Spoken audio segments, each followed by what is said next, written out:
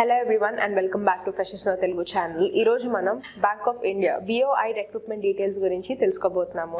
Details మీరు own గా చదవాలి అనుకుంటే డిస్క్రిప్షన్ బాక్స్ లో మేము లింక్ ప్రొవైడ్ చేశాము. ఈ లింక్ ద్వారా మీకు జస్ట్ డీటెయిల్సే కాదు డైరెక్ట్ గా అప్లై చేసుకోవడానికి యాక్సెసిబిలిటీ కూడా దొరుకుతుంది. సో జస్ట్ గూగుల్ కి వెళ్ళి bank of India recruitment 2022 freshers now అని కనుక సెర్చ్ చేస్తే మీకు ఈ యాక్సెసిబిలిటీ అనేది పొందుకోవచ్చు. అండ్ ఇట్లాంటి more regular job updates instant గా టైం టు టైం తెలుసుకోవాలి అనుకుంటే మా టెలిగ్రామ్ ఛానల్ ఫ్రెషర్స్ నౌ తెలుగుని జాయిన్ అవ్వండి. లింక్ డిస్క్రిప్షన్ బాక్స్ లో ఉంటుంది. BOIలో మనకి ఆఫీసర్స్ అంటూ వేరియస్ పొజిషన్స్ లో వేకెన్సీస్ అనేవి రిలీజ్ చేశారు. సో ఈ ఆఫీసర్స్ పొజిషన్ స్కేల్ 4 వరకు అవైలబిలిటీ అనేది ఉంది. అండ్ ఈ పర్టికులర్ వేకెన్సీస్ అనేది రెగ్యులర్ అండ్ కాంట్రాక్ట్ బేసిస్ మీద మనకి అవైలబిలిటీ ఇచ్చారు. సో మనకి ఇచ్చిన ఆఫీసర్స్ వేకెన్సీస్ అనేవి చాలా మటుకు ఎక్స్పీరియన్స్ అనేది మెన్షన్ చేస్తున్నారు. కానీ only one post carrying nearly 400 vacancies వరకు మనకి ఫ్రెషర్స్ ఎలిజిబిలిటీ బేసిస్ మీద మనకి అవైలబిలిటీ అనేది ఇచ్చారు.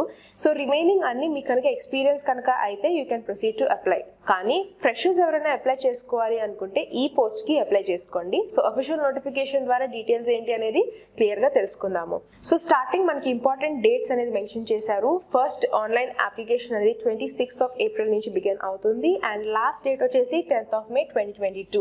So age criteria and other qualifications consideration మాత్రం 1st of December 2021 కి కన్సిడర్ అయిపోతుంది. అండ్ ఫర్దర్ గా రిగార్డింగ్ ఆన్లైన్ ఎగ్జామినేషన్ సెపరేట్ గా మళ్ళీ రిలీజ్ చేస్తారు regarding updates or latest information regarding online examination. So ఇక్కడ మనకి వేకెన్సీస్ డివిజన్ అనేది మెన్షన్ చేశారు రిగార్డింగ్ వేరియస్ పోస్ట్. ఎక్స్పీరియన్స్ పోస్టులు అన్నిటికీ మాత్రం 2 or 3 మాక్సిమం అయితే 5 వేకెన్సీస్ అనేది ఉన్నాయి. కానీ fresher post that is credit officers GBOకి మాత్రం 484 వేకెన్సీస్ వరకు ఉన్నాయి. సో ఫ్రెషర్స్ ఎవరైనా అప్లై చేసుకోవాలి అనుకుంటే ఫర్ క్రెడిట్ ఆఫీసర్స్ మీరు ఈ పర్టికులర్ పోస్ట్కి అప్లై చేసుకోవచ్చు. అండ్ ఈ పోస్ట్ రెగ్యులర్ బేసిస్ మీద ఉంది, కాంట్రాక్ట్ కాదు. సో కింద మనకి కాంట్రాక్ట్ బేసిస్ మీద ఇచ్చారు, ఇవన్నీ ఎక్స్పీరియన్స్డ్ కింద ఉంటుంది. And next section of the notification కనుక చూస్తే మీకు ఫర్దర్గా పే అండ్ ఫర్దర్ అలవెన్సెస్ అనేది మెన్షన్ చేశారు.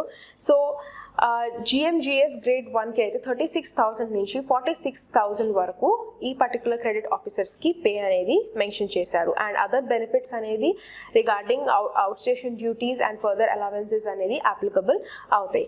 ఏజ్ క్రైటీరియా కనుక చూస్తే as of 1st of December 2021 మీకు ensure that minimum eligibility criteria regarding bank మీకు ఫర్దర్గా విత్ ప్రూఫ్ ఆఫ్ డాక్యుమెంట్స్తో పెడితేనే మీకు ఏజ్ క్రైటీరియా అనేది క్యాలిక్యులేషన్లోకి తీసుకుంటారు.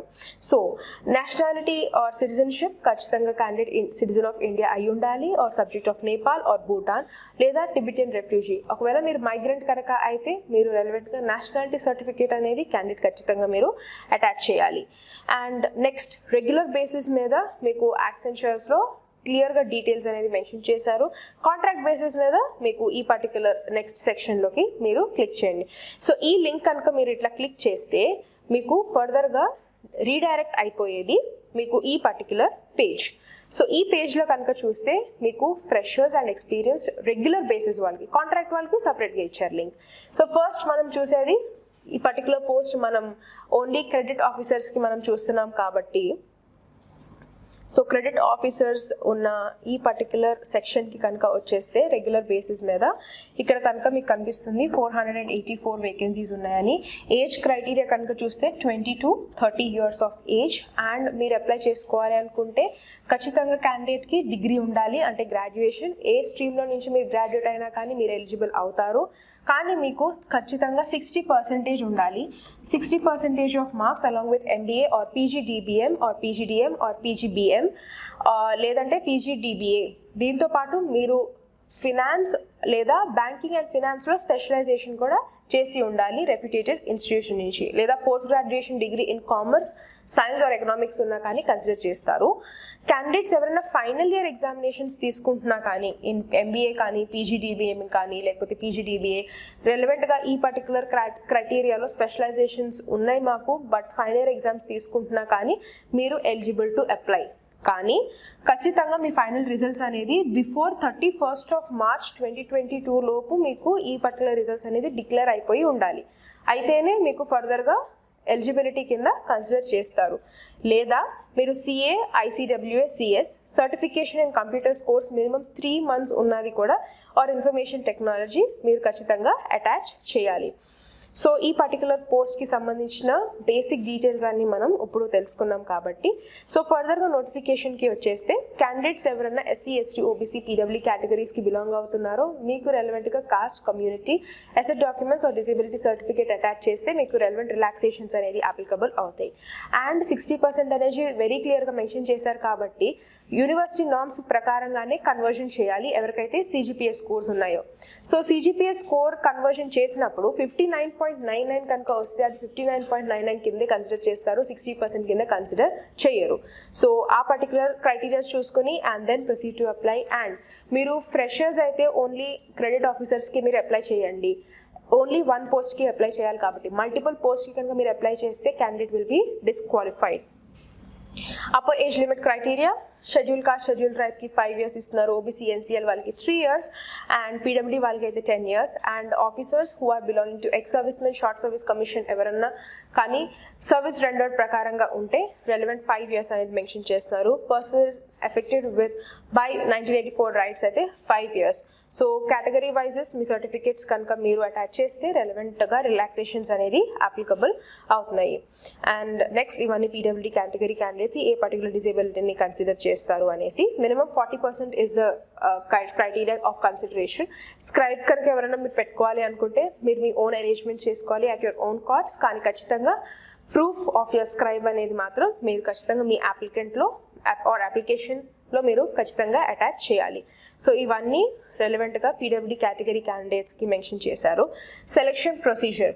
సో క్యాండిడేట్స్ ఖచ్చితంగా ఆన్లైన్ టెస్ట్ తీసుకోవాలి ఆర్ జీడీ ఆర్ పర్సనల్ ఇంటర్వ్యూ అనేది కండక్ట్ చేస్తారు. సో ఈ పర్టికులర్ సెక్షన్స్ అన్ని క్వాలిఫై అయితేనే ఫర్దర్ అపాయింట్మెంట్ అనేది ఉంటుంది.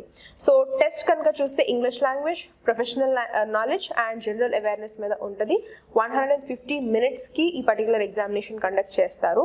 మార్క్స్ కనుక చూస్తే ఫస్ట్ సెక్షన్కి 50, సెకండ్ సెక్షన్కి 100 అండ్ నెక్స్ట్ 25కి కండక్ట్ చేస్తున్నారు. మీకు ఇంకా ఫర్దర్గా కాల్ లెటర్స్ కానీ లేకపోతే అప్డేట్స్ ఆర్ లేటెస్ట్ ఇన్ఫర్మేషన్ ఏమైనా చేంజెస్ ఈ రిక్రూట్మెంట్కి సంబంధించిన ఏమైనా చేంజెస్ కూడా తెలుసుకోవాలి అనుకుంటే మనకి ఇక్కడ అఫీషియల్ వెబ్సైట్ bankofIndia.co.in అన్న వెబ్సైట్కి కనుక వెళ్తే మీకు ఈ పర్టికులర్ డీటెయిల్స్ అన్నీ మీకు టైం టు టైం తెలుస్తూ ఉంటుంది. అండ్ ఫర్దర్గా రాంగ్ ఆన్సర్స్కి 1/4 ఆఫ్ ద నెగిటివ్ మార్కింగ్ అనేది ఉంది. సో నెగిటివ్ మార్కింగ్ చూసుకుని ప్రిపేర్ అవ్వండి. And next interview or group discussion ఈ పర్టికులర్ సెక్షన్స్లో కనుక అయితే ఖచ్చితంగా క్యాండిడేట్స్ ఒరిజినల్ డాక్యుమెంట్స్ అనేది తీసుకుని వెళ్ళాలి. సో అప్లై చేసేటప్పుడే మీరు ఒరిజినల్ డాక్యుమెంట్స్ని రెడీగా పెట్టుకోండి. స్కాన్ చేసేటప్పుడు డాక్యుమెంట్స్ని క్లియర్గా స్కాన్ చేస్తున్నారా లేదా అని చూసుకుని మీరు నెక్స్ట్ అప్లోడ్ చేయండి. ఒరిజినల్ డాక్యుమెంట్స్ లేకపోతే మీరు ఎగ్జామినేషన్లో మార్క్స్ తెచ్చుకున్నా కానీ క్యాండిడేట్స్ని ఫర్దర్గా ప్రొసీడ్ చేయరు. మెరిట్ బేసిస్ని బట్టి క్యాండిడేట్ షార్ట్ లిస్టింగ్ అనేది జరుగుతుంది. ఆన్లైన్ ఎగ్జామినేషన్లో సెలెక్ట్ అయిన వాళ్ళే నెక్స్ట్ షార్ట్ లిస్టింగ్ అవుతారు for personal interview or group discussion 80:20 ratio basis మీద. And next section terms of contract. Initial period అనేది 3 years ఉంటుంది పర్ఫార్మెన్స్ బేసిస్ మీద. నెక్స్ట్ 2 years ఆఫ్ ఎంగేజ్మెంట్కి ఫర్దర్గా మీకు ఇంక్రిమెంట్ అనేది ఉంటుంది. అండ్ ఎగ్జామినేషన్ సెంటర్స్ కనుక చూస్తే మనకి వేరియస్ సెంటర్స్లో మీకు ఎగ్జామినేషన్ స్లాట్స్ ఉన్నాయి. స్టార్టింగ్ ఫ్రమ్ అహ్మదాబాద్, బెంగళూరు, భోపాల్, భువనేశ్వర్, చండీగఢ్, చెన్నై, డెహ్రాడూన్, ఢిల్లీ, మనకి హైదరాబాద్ కూడా ఒక సెంటర్ ఉంది. అండ్ జైపూర్, జమ్మూ, కోల్కతా, లక్నో, ముంబై, పాట్నా, రాయ్పూర్, రాంచీ, షిమ్లా అండ్ తిరువనంతపురంలో కూడా ఈ particular examination slots or centres అనేది అవైలబిలిటీ ఇచ్చారు. ఈ ఫీజిబిలిటీ అనేది మీరు చూస్ చేసుకునే సెంటర్ అండ్ లొకాలిటీని బట్టి ఉంటుంది. సో కేర్ఫుల్గా చూస్ చేసుకోండి. నెక్స్ట్ మీరు పర్టికులర్గా examination or group discussion or ఇంటర్వ్యూకి ఏ సెక్షన్కి వెళ్ళినా ఖచ్చితంగా ఐడి ప్రూఫ్స్, రెలవెంట్ డాక్యుమెంట్స్ని తీసుకువెళ్ళడం మర్చిపోవద్దు.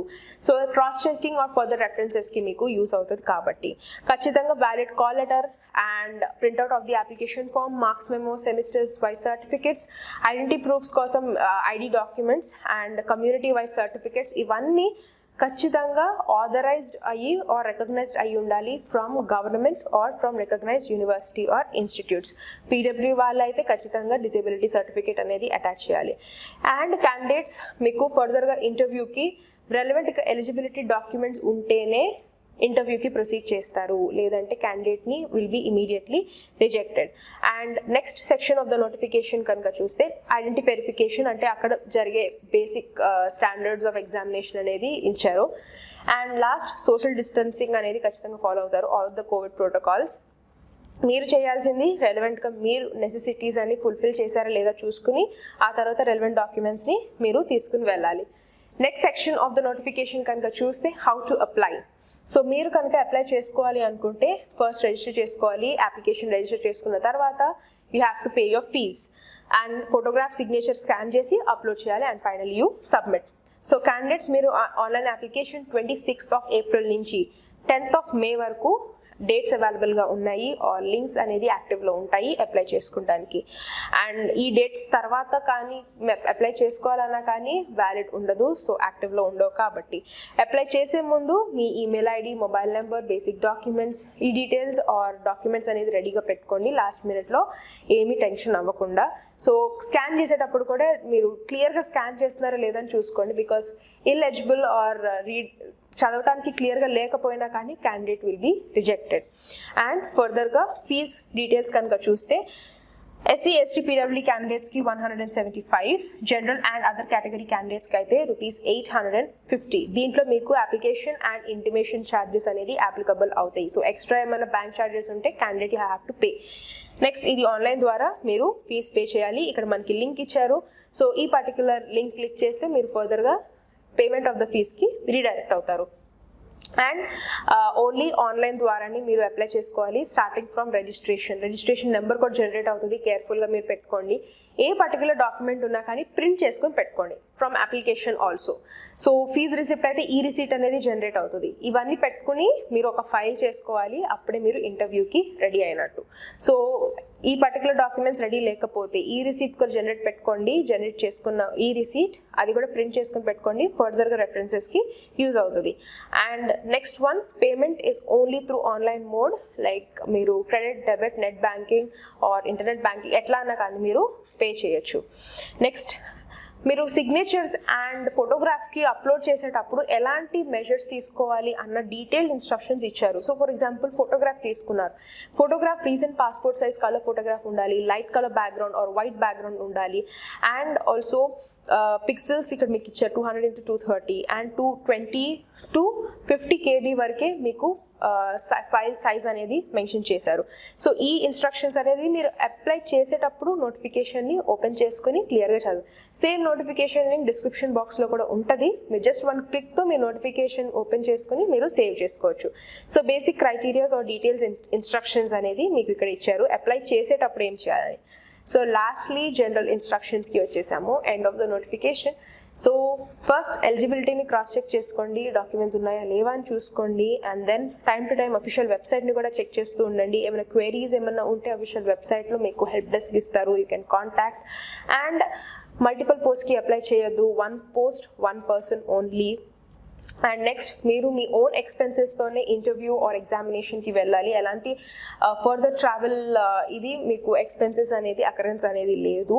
And also time to time మీ ఓన్ అరేంజ్మెంట్స్ని రెడీగా చేసుకుని పెట్టుకోండి, which includes your document. Any sort of canvassing or miscommunication or మీరు any sort of duplication of documents ఏమున్నా కానీ క్యాండిడేట్ సైడ్ నుంచి the bank will immediately reject the candidate.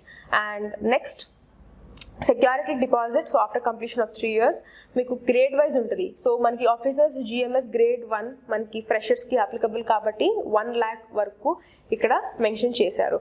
And time to time emoluments or further allowances అనేది applicable అవుతుంది.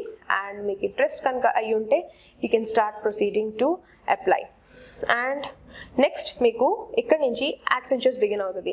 So ఈ particular declaration ఏదైతే ఉందో ఇది షెడ్యూల్ కాస్ట్కి బిలాంగ్ అయిన వాళ్ళు ఈ డిక్లరేషన్ని ఫిల్ చేసి అప్లోడ్ చేయాలి.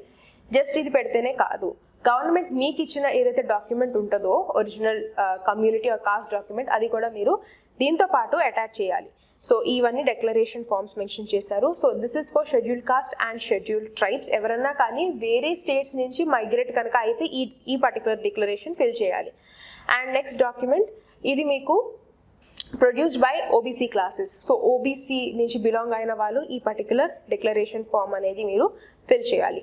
అండ్ నెక్స్ట్ వన్ ఇది ఇన్కమ్ అండ్ అసెట్. ఇది మీకు ఈడబ్ల్యూఎస్ క్యాండిడేట్స్ వాళ్ళు అసెట్ డాక్యుమెంట్ ఉంటుంది కదా, అసెట్ డాక్యుమెంట్తో పాటు ఈ పర్టికులర్ అసెట్ డిక్లరేషన్ అనేది కూడా మీరు ఫిల్ చేయాలి. ప్రతిదానికి ఫోటోగ్రాఫ్ అనేది అటాచ్ చేయాలి. Next certificate of disability. మీకు ఉన్న మెడికల్ డాక్యుమెంట్స్ కాకుండా ఈ particular disability document or disability declaration అనేది మీరు ఈ పర్టికులర్ ఫామ్ ఫిల్ చేయాలి. Certificate of multiple disabilities. So పైనుంచింది form 1 for only single disability, second ఇది మనకి మల్టిపుల్ డిసేబిలిటీస్ ఉన్న వాళ్ళు ఇక్కడ మీకు ఈ పర్టికులర్ డిసేబిలిటీస్ ఏదైతే మీకు ఉందో అది మీరు ఇక్కడ ఫిల్ చేయాలి. అండ్ లాస్ట్ మీకు సెక్షన్ వచ్చేసాము. సో ఈ ఫామ్స్ అన్ని మీకు ఏది అప్లికబుల్ అయితే ఆ పర్టికులర్ ఫామ్ అనేది మీరు ఫిల్ చేయండి. సో ఒకవేళ ఫామ్ 1 అండ్ ఫామ్ 2 లేని డిసేబిలిటీస్ మీకు ఏమైనా ఉంటే ఫామ్ 3 సర్టిఫికేట్ ఆఫ్ డిసేబిలిటీ ఇచ్చారు, ఈ డిసేబిలిటీని సర్టిఫికేట్ ఆర్ డిక్లరేషన్ అనేది ఫిల్ చేసి మీరు అటాచ్ చేయాలి. So this is the end of the notification. Same notification link description బాక్స్లో కూడా ఉంటుంది. Thank you so much for watching. And freshers now Telugu ఛానల్కి సబ్స్క్రైబ్ చేసుకుంటాం మర్చిపోవద్దు.